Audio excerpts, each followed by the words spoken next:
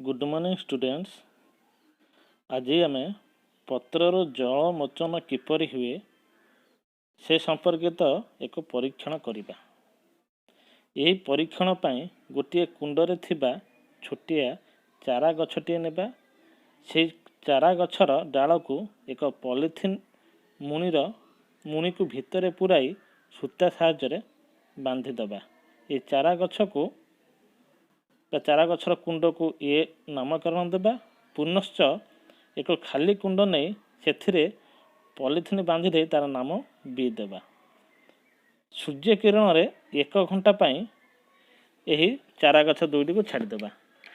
1 घंटा पर आम देखा जे कुंड ए रे बंधा होइथिबा पॉलिथिन भितर पटे जलबिंदु लगी और कुंड बी रो पॉलिथिन रे जलबिंदु लगी ना। यही परीक्षण आम सिद्धांत पहुँचलु जे गछर पत्र दे जल बाष्प आकार बाहर यह पत्रर जलमोचन बा उच्छेदन कहुए। आज यही परीक्षा। धन्यवाद।